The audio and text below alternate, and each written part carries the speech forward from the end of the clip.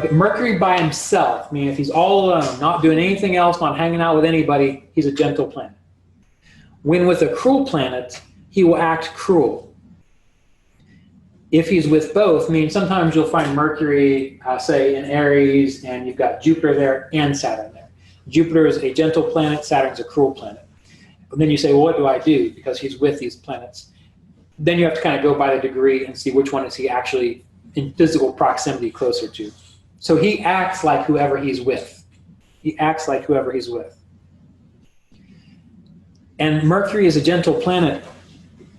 Mercury is one of the most, well, they're all important, but Mercury is one of the most important planets in the chart to have a successful life.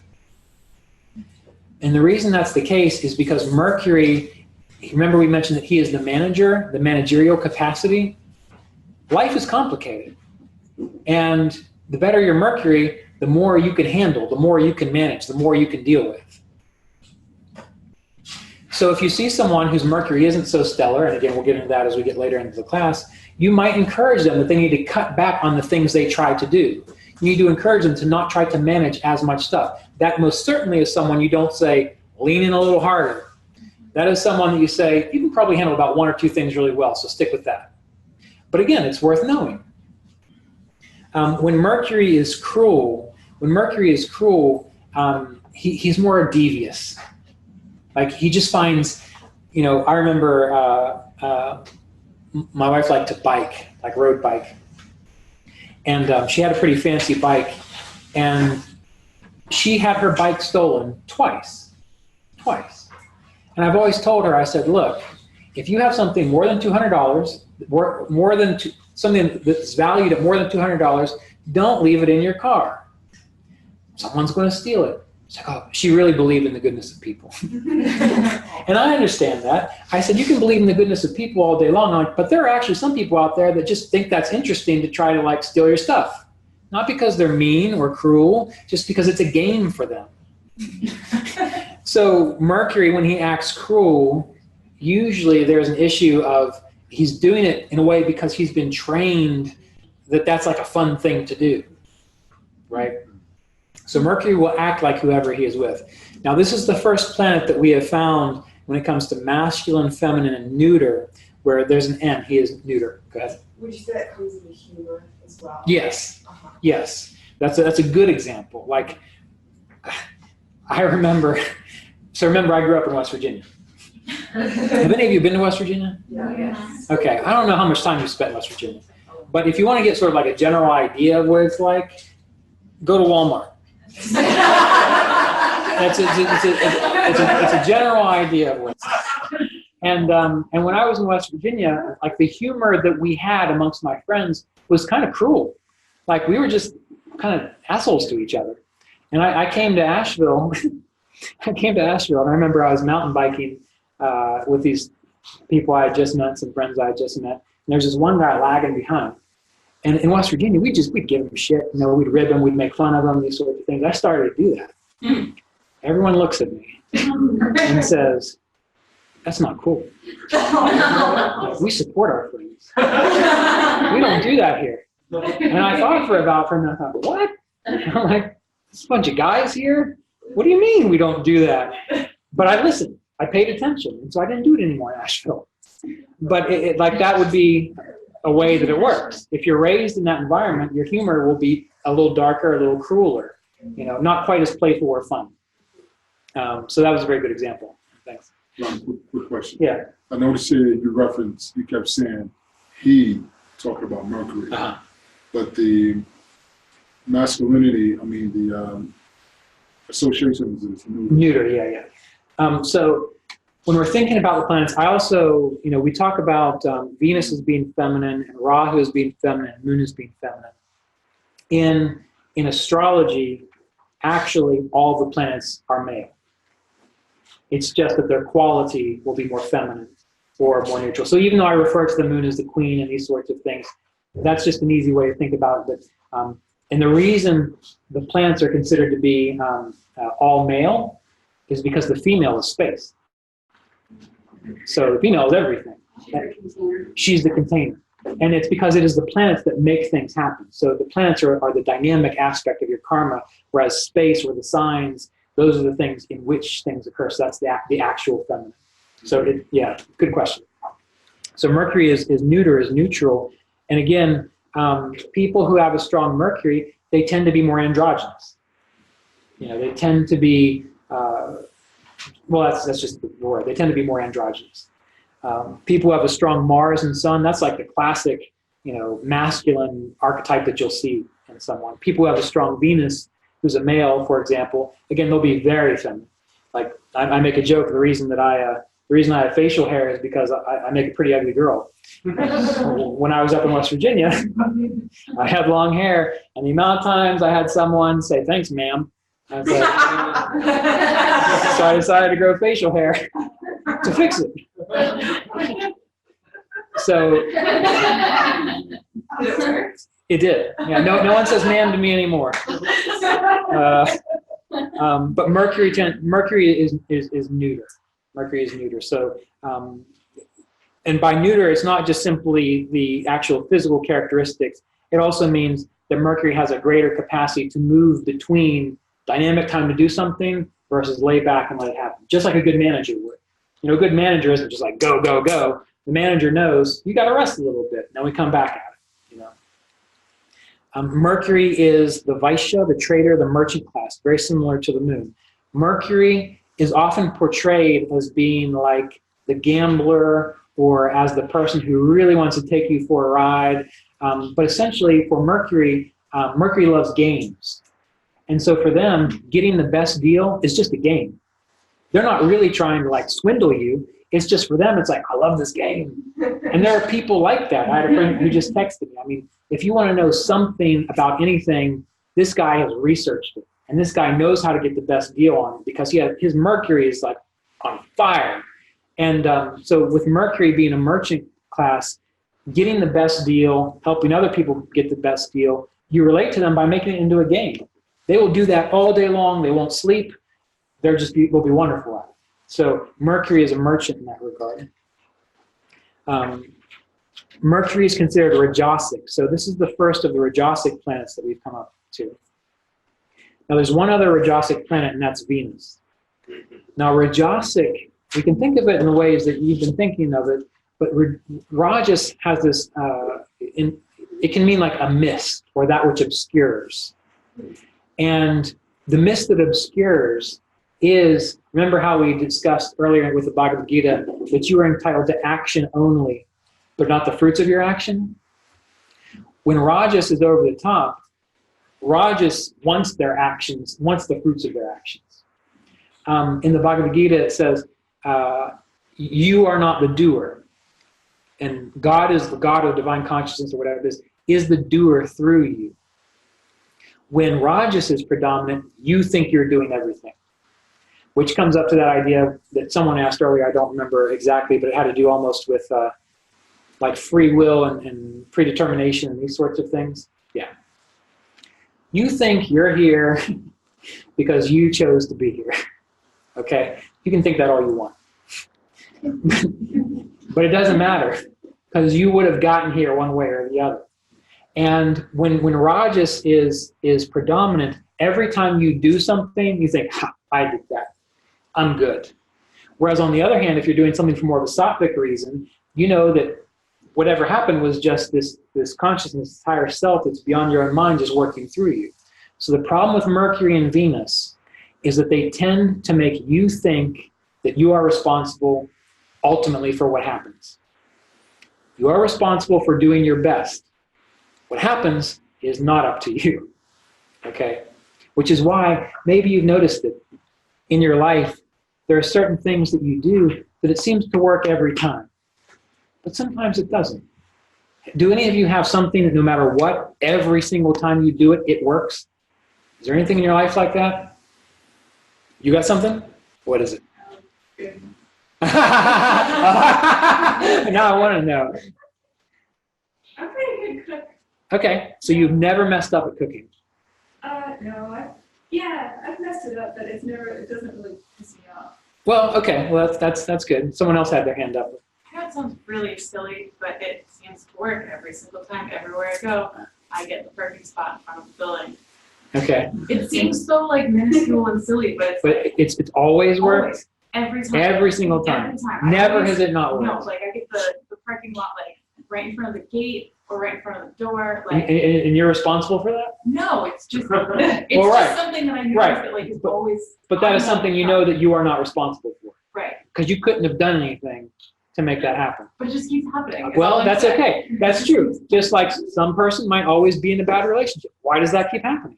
What's the deal there, right? Some people, for some people, when they meet someone who doesn't have any money, like ever, like, what on earth are you talking about? Like, I've always got money, right? Some people never have money. Some people have little. Some people have more. Some people it rises and it falls. But there's this whole idea that someone can get locked into, especially with Mercury, if they get lost in the game. That's the key. With Mercury and Venus, when you get lost in the game, that's when Rajas kicks in. And that's when you have a mistaken sense of self, and you're eventually going to hit a wall. That's how Rajas works. And it's like gambling. For example, let's take prayer, for example. Why do people pray all the time? Why? Does it work all the time? Yeah, true. But there are some people that think that you go in a certain situation. If you just pray hard enough, it'll work, right? There are people that say that. Why do they say it?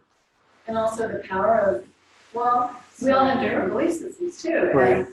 and collective energetic thought.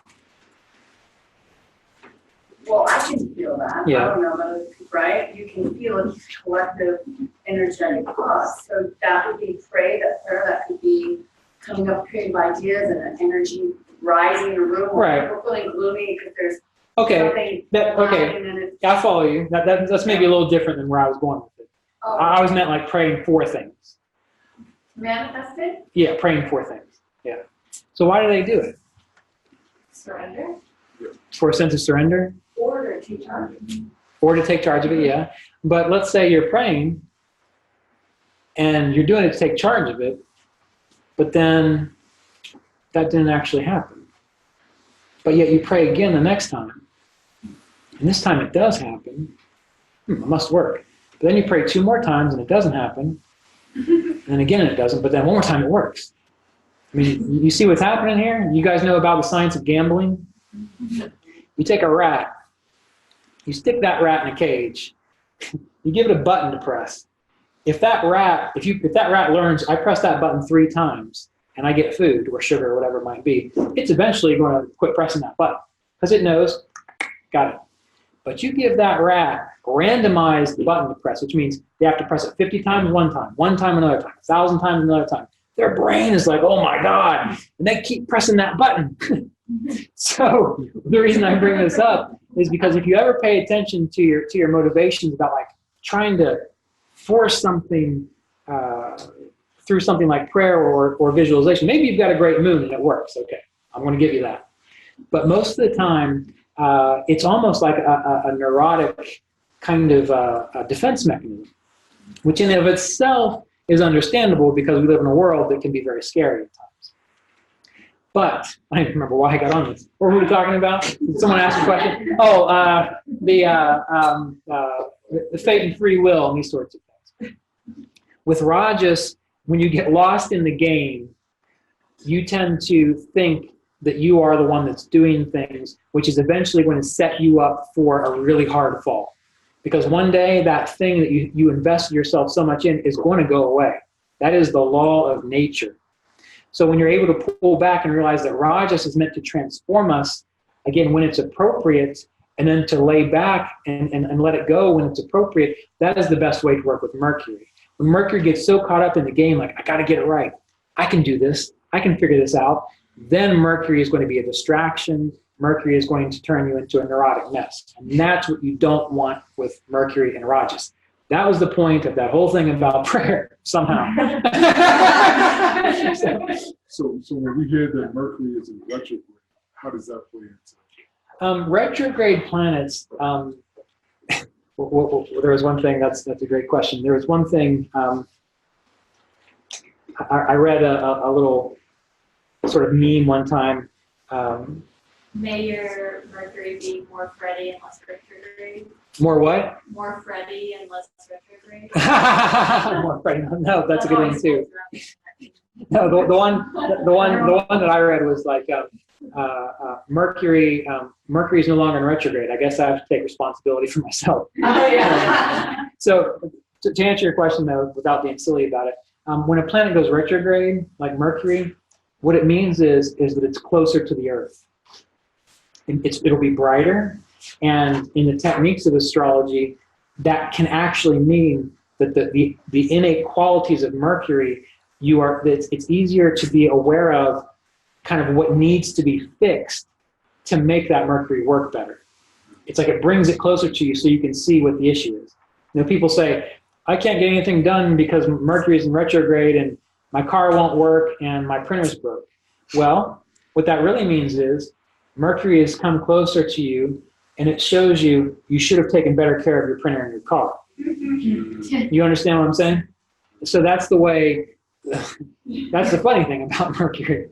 But that's how retrogrades work. It brings it closer to you so you can actually see what's going on with it. It's a good question. Okay. Mercury, yes, Mercury is the earth element. Mercury is said to be tridoshic. So Mercury is can be a mixture of all of the elements, but he's primarily earth. Why is it an earth element? Mercury rules over Gemini, which is an air sign, and Mercury rules over Virgo, which is an earth sign.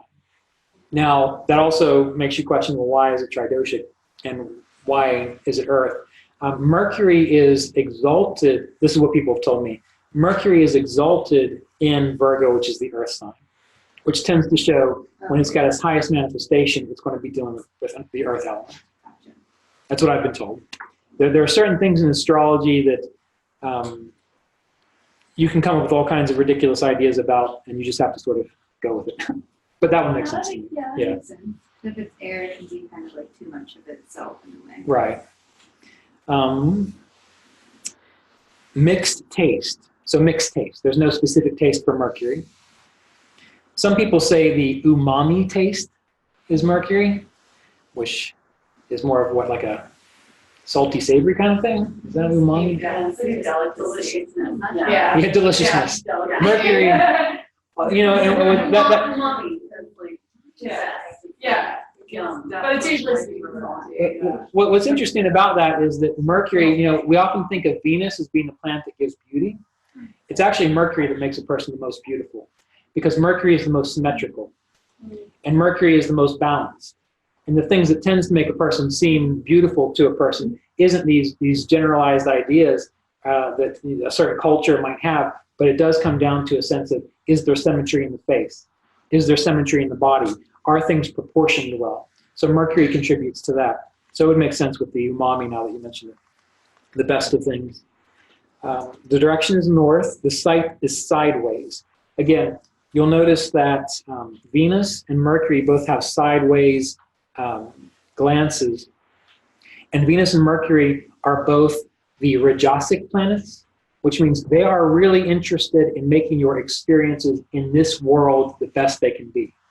Now, what I said there was your experiences in this world, the world of the senses, the world of experience, the world of your body, the world of your mind, the world of I am a unique individual and that's all I am. I'm a body, I'm a mind, like the you that you think you are versus the spiritual side of you or the body and the instincts. Okay, so Mercury. Let's look at the astrological remedies.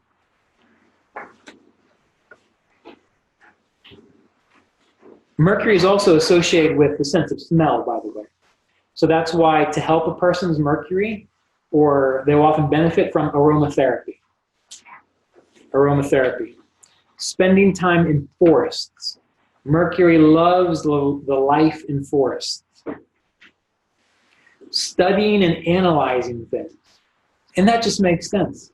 Someone comes to you and they say, you know, I'm terrible at business. I just can't keep my books straight. How do you fix that? You study. You learn how to keep your book straight. So you don't say, maybe I should give you a gemstone, and that'll be about $5,000. No, you tell them that you need to study and analyze things. You develop your discrimination. That's what Mercury is about, discrimination. Some people have weak discrimination.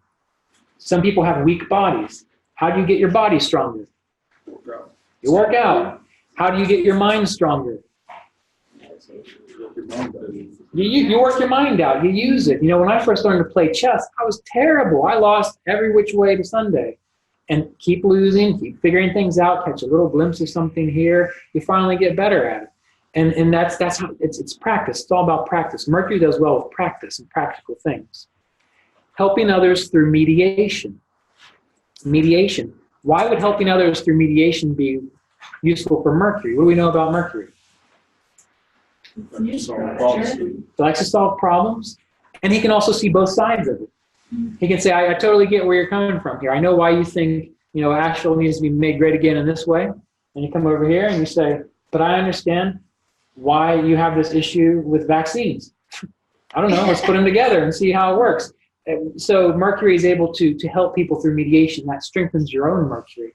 And Mercury people, maybe it's just because I like Mercury because it rules over my ascendant, but I tend to like being around people with more developed Mercuries because I know that they're not going to take anything personally. I know that they're going to be able to understand that this person has this perspective, that person has that perspective, and unless they're just being outright cruel and dickish, that there is a mutual ground there somewhere. And when it comes to studying, I love studying, I love teaching and learning and studying with the astrologers who have a good Mercury, because they will say things like, I don't know all of it. My way is not the only way. And they will leave it open to explore the fact that there can be, I mean, I still think my way is the only way, but I'm open to acknowledging that maybe I'm wrong.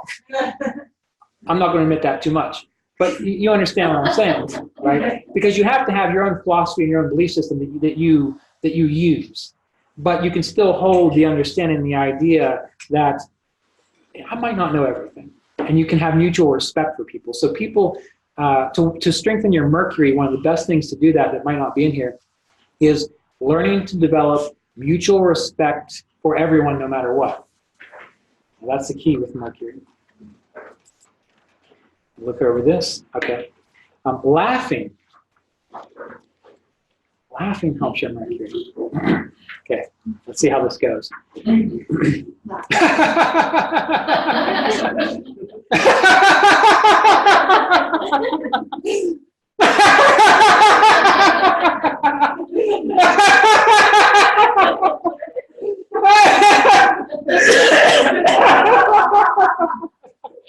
All right.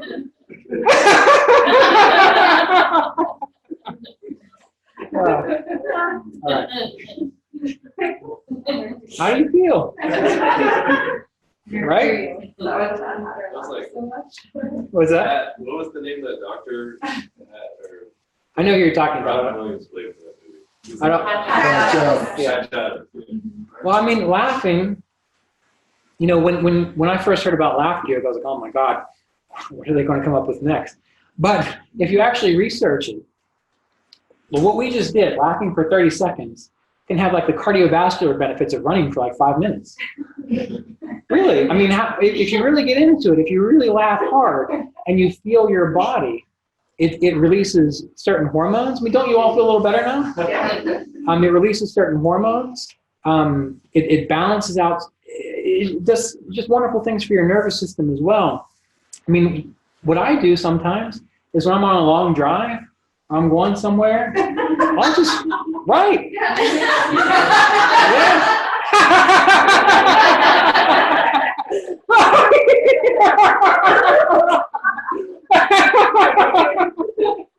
It's great. And I feel so much better afterwards. And sometimes you have to force it. But laughter therapy can help strengthen a person's Mercury. You tend to also take things less seriously after you've been laughing. So you tend to, when you're laughing and I'm laughing, we think we like each other, right? We've got those mirror neurons going on. I love you all right now, because of that. So that's why Mercury brings people together in that regard. Mantras and yantra contemplation. So mantras, you know what those are, using certain words and word phrases. Yantras, as you know, they're like geometric symbols that you gaze at and you let your awareness be drawn into. And finally, for Mercury, self-inquiry. So it's very similar to Mars. Self-inquiry is it's constantly asking, is this me? Like, for example, you have an emotion. It's really troubling you. This big problem's occurring. You say, is this really me? And you meditate on it until you have the realization, oh, it's a passing thing as well. You feel your body. Maybe you're sick or maybe you don't feel well. Is this really what I am? And then you have a momentary experience that you actually are not this body. And as the body will eventually pass away, that eternal essence will exist and you become calmer, clearer. And the more you do that, the more you start to recognize that essence that you are as the self is in everyone, which is why you then get along better with everyone, because you know that you share the same thing, right? So that's why self-inquiry is recommended for Mercury. So before we take another quick break, any questions? We'll go around the room. I have a question. Yeah. So you mentioned like Mercury and Venus together a lot because they're both adjusted. If they show up together in the chart, how does that? That means that the person, wherever we're at, because remember we have each house represents an area of life. Right. So wherever they show up together, that's going to be where the person is like super engaged in activity there. They're really looking for fulfillment in that area of life. That's why I said, Mercury and Venus is in the 7th house, which is sexuality. Why would you have 100 wives or spouses at that point? Because you're really into that. If it's in your 10th house, then you're really into your career. Then you're very career driven. And then I would say something like, you probably want to lean into that more. Right. Not too much so you burn yourself out, but wherever Mercury and Venus go, because Venus is that sense of higher fulfillment. Mm-hmm. Mercury are your interests. So it's that kind of situation where the person will say, your higher fulfillment will come by paying attention to your personal interests. Mm. That's not true in everyone's chart. Some people's personal interests might be, I love gardening, but I knew one person who was a kindergarten teacher. That was his work as a kindergarten teacher, but his love and his passion was gardening. So sometimes it comes together, but not all the time. What about in the first house? We'll talk about that a little bit later. That's not so bad. Go ahead. So with the position in like the court, is it more like the court jester, or is it like very? You could consider it sort of like the Joker or the court jester, but they traditionally Mercury is considered to be the prince, the prince of the kingdom. So essentially everything is there for the prince. Because Mercury also represents your ability your senses, and your ability to like cognize and make sense of things. So everything else, like for example in the Yoga Sutras, it says essentially the seeable, or this world that we can experience, is simply for the benefit of the seer, that infinite aspect of yourself which can see and perceive these things. So Mercury sort of plays that role like that, the seer of it all. Okay, we'll keep going around here.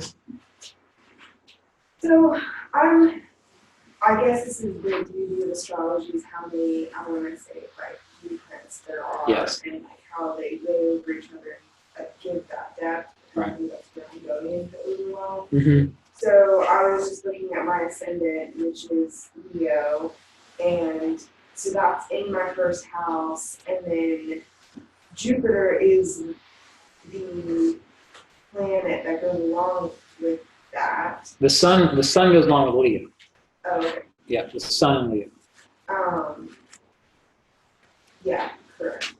And then like looking at the numerology of that, Mm-hmm. and then looking at like the first house and what that represents, Yeah. and then on top of that, like the moon and Mars are in there as well. So that is, those could, moon and Mars could potentially be anywhere in my chart. Could potentially be, yes. But those aren't fixed to like my ascendant or my first.